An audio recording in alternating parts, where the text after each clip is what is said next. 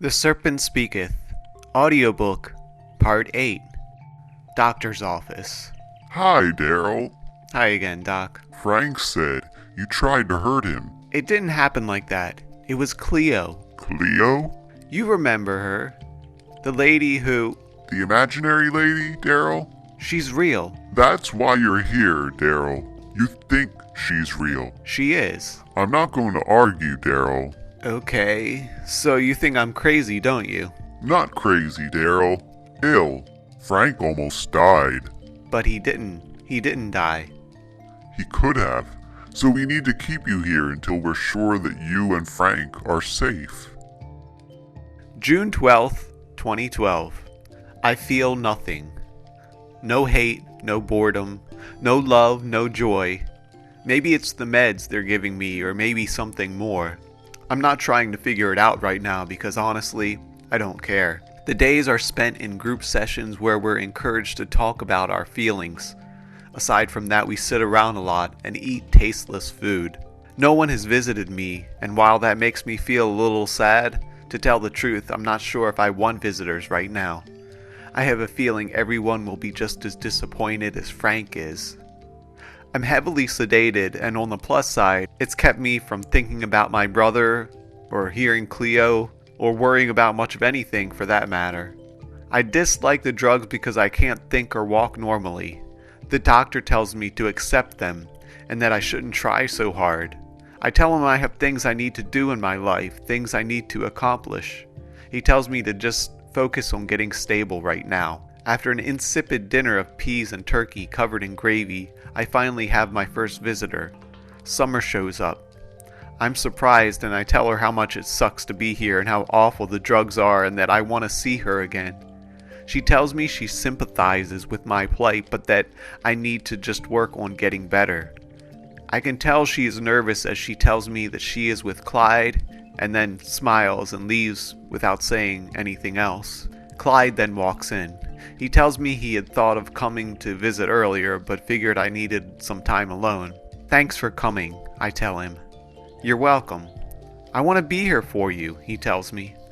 I nod and try to talk about other things. My mind drifts to the times we fished and hiked together when we were younger, and I bring that up.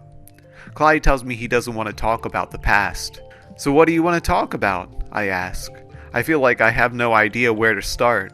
My brother and I used to be so close, but now it's like we're strangers and he doesn't want anything to do with me. Are you doing okay?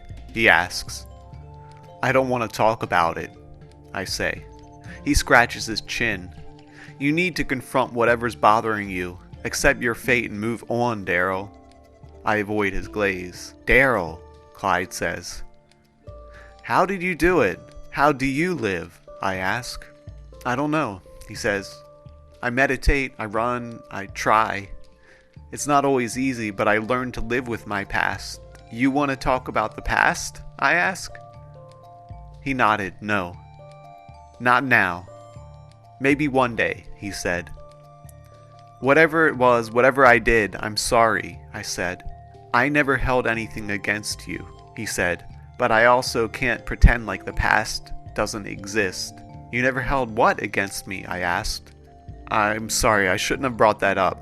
Don't think about it, he said, and waved goodbye. Daryl's Dream Journal, Entry 7. Everything in the dream is vivid. As I run through a city filled with neon signs and cartoon emblazoned chain restaurants, the sound of a cheery pop song rises and then blasts through speakers across the entire city. It is amazingly clean, and I run past a sign that says the perfect city. I keep wondering why I am not happier. Everyone else is smiling, but I feel nothing. I come to a crossroads and I stop. Each road is one way, and I have no idea which way to go. Help me, Summer! I yell. Help me, Clyde! No one answers. I look around, and that's when I realize that I am all alone in this city. I close my eyes, and although I feel sad and empty, no tears come. I thought it would be different, I say quietly to myself. I look around the neon wonderland and can only see death. I sigh, and I continue running. Hours pass. The landscape never changes. It's all perfect, beautiful, vibrant, neon. My legs begin to shoot with pain, and eventually, I collapse. June 18th, 2012. I have only one thought right now. I need to get out of here. The groups are dull, the medicine makes me sleepy and stupid, even though it at least blocks Cleo from my mind. I need to pretend that everything is perfect to escape. I rehearse all morning because I want to convince all the nurses and doctors that I am better and that I won't hurt myself or anyone else. Finally, the appointment with the doctor comes. He asks me if I'm suicidal. I lie and say that of course I'm not.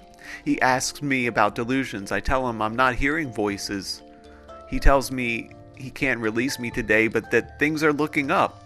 He tells me that he just wants to be careful because someone did try to hurt Frank. I know he thinks it was me, but he doesn't say it. The day passes as usual, and after dinner, Clyde and Summer are there to greet me. I put on my widest smile and tell them everything is fine. Summer smiles and gives me a flower, but doesn't look at me in the eye and tells me that I can't keep the flower. I tell her it's fine, but I appreciate the thought. I don't tell her that I notice all the secret messages Daryl and she are sending to one another, all the head nods, coughs, and hand signals that are like a code that I have broken long ago.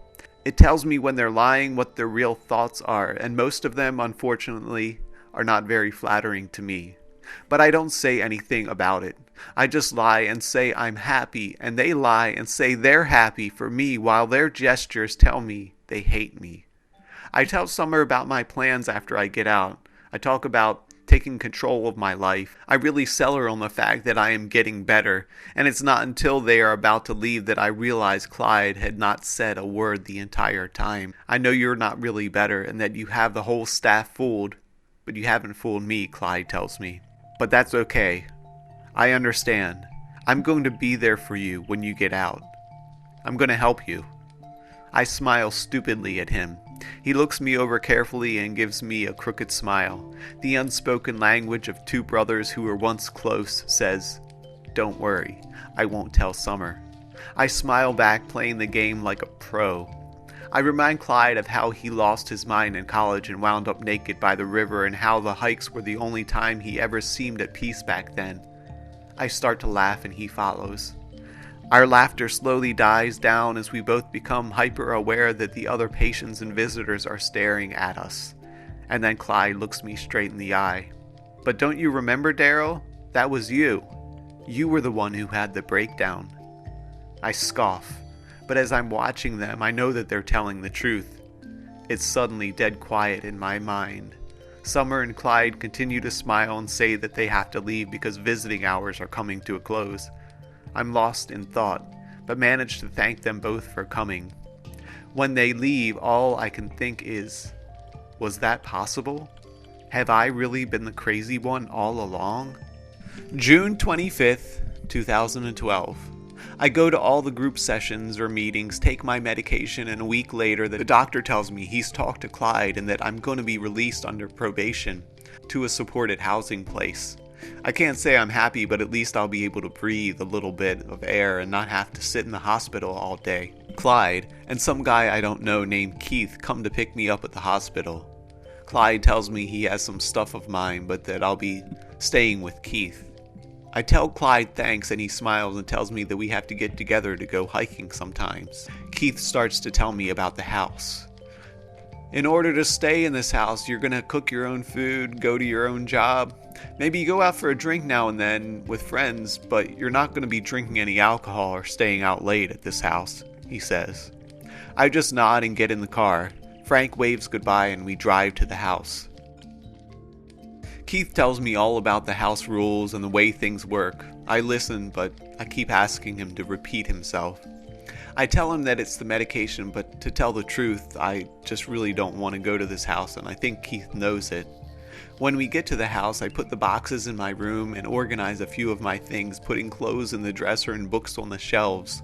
After setting up my bed, I make some tea in the kitchen and stare out the window. That's when I hear a very quiet voice. "Disgusting," it says, faintly. "I'm not listening to you. You are a hallucination," I say. She laughs. I see her yellow eyes out of the corner of my eye.